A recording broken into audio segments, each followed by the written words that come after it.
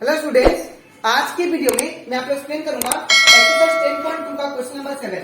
हम लोग class 10 maths का चैप्टर 10 कर रहे थे, दैट इज सर्कल। इसके पिछले वीडियो में मैंने आप लोग को एक्सरसाइज 10.2 का क्वेश्चन नंबर 1 से लेके 6 तक जितना भी क्वेश्चन था वो सारा करवा दिया था, ठीक है। और इसी के साथ साथ मैंने आप लोग को एक्सरसाइज 10.1 और इस चैप्टर का इंट्रोडक्शन पार्ट मैंने आप लोग को डिटेल में एक्सप्लेन कर दिया है, ठीक है। तो अगर आपको सारा क्वेश्चन 10.1 का और इंट्रोडक्शन पार्ट अच्छे से सीखना है तो आप लोग उसको मेरे YouTube चैनल में जाके उसको देख सकते हो, ठीक है।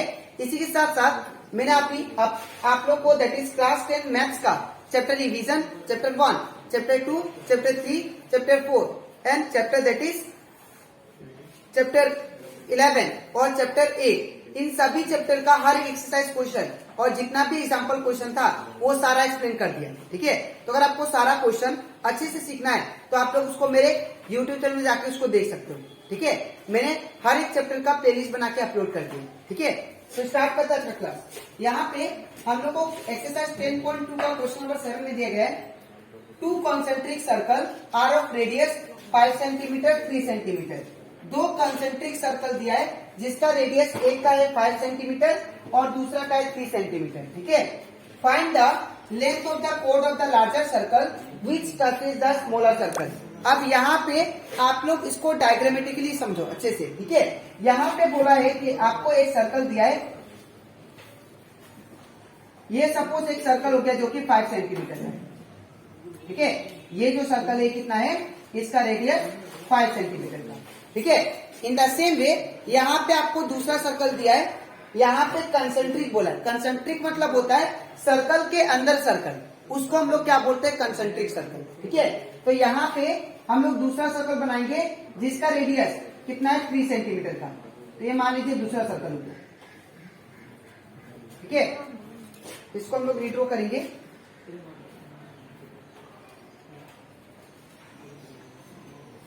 मान लीजिए सर्कल हो गया एक जो कि 5 सेंटीमीटर का है, ठीक है। और दूसरा सर्कल ये हो गया, ठीक है, जो कि 3 सेंटीमीटर का। ये 3 सेंटीमीटर, ठीक है ना, और ये जो है दैट इज 5 सेंटीमीटर का है, ठीक है।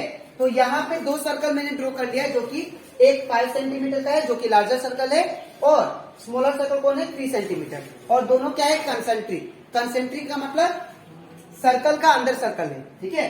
अब इसमें क्या बोला, find the length of the code. हम लोग को कोड का लेंथ फाइंड करना है, ठीक है। लेकिन कौन सा कोड वो देखिए, length of the code of a larger circle. ये लार्जर सर्कल का आप लोग कोड का लेंथ फाइंड कीजिए जो कि क्या करेगा, विच टचेज द स्मॉलर सर्कल, जो कि स्मॉलर सर्कल को टच करते हुए जाएगा, ठीक है। ये आपको कोड फाइंड करना है, ठीक है। तो इसको मान लेते P, इसको मान लेते Q, ठीक है। तो ये PQ का जो लेंथ है ये फाइंड करना है, ठीक है। तो ये कोड का जो लेंथ है ये आपको फाइंड करना है। मैं फिर से क्वेश्चन को समझा दे रहा हूं। 2 सर्कल दिया था, एक का रेडियस 5 सेंटीमीटर बड़ा वाला का, और छोटा वाला सर्कल का रेडियस 3 सेंटीमीटर। अब बोला है कि आप लोग कोड का लेंथ फाइंड कीजिए जो कि स्मॉलर सर्कल को टच कर रहा है, ठीक है। कोड का दैट इज लार्जर सर्कल का जो कोड है ना, जो कि स्मॉलर सर्कल को टच कर रहा है, उसका लेंथ को फाइंड कीजिए, वो हमें बोला गया है, ठीक है। तो यहाँ पे हम लोग को PQ का लेंथ निकालना है, ठीक है। और एक बात, यहाँ पे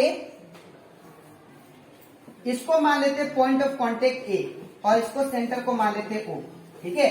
तो यहाँ पे सबसे पहले लिखेंगे सॉल्यूशन, ठीक है। अब हम लोग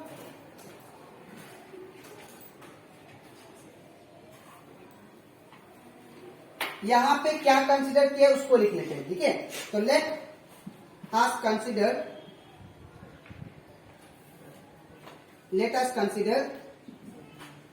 2 circles. Consider a circle of radius 5 centimetre and 3 centimetre, ठीक है। अब इसके बाद देखिए आप लोग ध्यान से, यहाँ पे हम लोग को PQ का लेंथ फाइंड करना है, दैट इज कोड का, ठीक है। तो लेट PQ बी द कोड। PQ क्या है, कोड of larger circle larger circle, ठीक है। और यही हम लोग को फाइंड करना है। अब यहां पे अगर देखिए आप लोग ध्यान से, अब मैं ये PQ का लेंथ फाइंड करने के लिए मैं क्या करूंगा, O और A को टच कर दूंगा, ठीक है। तो यहां पे OA को मैं क्या कर देता हूं, मिला देता हूं, ठीक है। तो ये अगर रेडियस है, अगर ये स्मॉलर सर्कल का रेडियस 3 सेंटीमीटर है तो ये भी कितना होगा, 3 सेंटीमीटर, है ना। अगर स्मॉलर सर्कल का रेडियस 3 सेंटीमीटर है तो ये भी कितना होगा, 3 सेंटीमीटर, ठीक है। तो ये भी कितना है, 3 सेंटीमीटर। अब हम लोग क्या करेंगे, यहाँ पे देखिए ध्यान से आप लोग, अब मैं क्या करूंगा, P और O को क्या कर दूंगा, मिला दूंगा, ठीक है। P और O को मिला दिया। तो अगर देखिए आप लोग, हम लोग जानते हैं, we know that is OA जो है ये क्या है, परपेंडिकुलर है किसका, PQ का, ठीक है। We know that OA is perpendicular to PQ।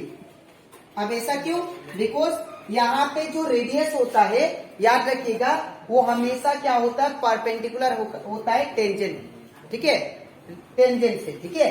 तो यहाँ पे हम लोग थ्योरम में मैंने आप लोग को बताया था, इंट्रोडक्शन पार्ट में भी बताया था कि अगर हम लोग कोई भी रेडियस ड्रॉ करते हैं टू द टेंजेंट, वो हमेशा क्या होता है, परपेंडिकुलर होता है, ठीक है। तो ये कितना हो गया, दैट इज 90 डिग्री, ठीक है। तो हम लोग क्या लिखेंगे, OA is perpendicular to PQ। Reason क्या, radius is perpendicular to the tangent at the point of contact, the point of contact, ठीक है। अब इतना करने के बाद अब हमको क्या करना है यहाँ पे, दैट इज अब ट्रेंगल हम लोग लेंगे। अब ये एक राइट एंगल ट्रेंगल बन रहा है, ठीक है। तो इसमें पाइथागोरस थ्योरम को लगा के हम लोग ये वाला लेंथ आराम से निकाल सकते हैं, बिकॉज क्यों, मुझे ये लेंथ तो दिया है 3 सेंटीमीटर, और ये लार्जर सर्कल का सेंटर से ये भी तो रेडियस हुआ ना। अगर ये रेडियस है तो ये लार्जर सर्कल का इतना भी क्या हुआ, ये पार्ट भी क्या हुआ, रेडियस हुआ लार्जर सर्कल का, ठीक है। बड़ा वाला सर्कल का ये भी क्या हुआ, रेडियस हुआ। तो ये भी कितना होगा, ये वाला लेंथ 5 सेंटीमीटर, ठीक है। तो यहाँ पे applying Pythagoras theorem in triangle OAP, ठीक है। तो applying Pythagoras theorem in triangle, which one, that is OAP। तो हम लोग क्या करेंगे, दैट इज यहाँ पे हम लोग जानते हैं पाइथागोरस थ्योरम के हिसाब से क्या था, दैट इज हाइपोटेन्यूज का square is equal to sum of the perpendicular square plus base का स्क्वायर, ठीक है। तो यहाँ पे हाइपोटेन्यूज कौन सा है, ये वाला OP।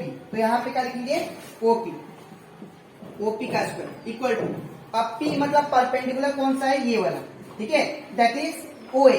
तो यहाँ पे क्या होगा, OA स्क्वायर प्लस B का वैल्यू कितना, तो B हमारा बेस हो गया ये वाला, और ये क्या है वैल्यू, AP का स्क्वायर, ठीक है।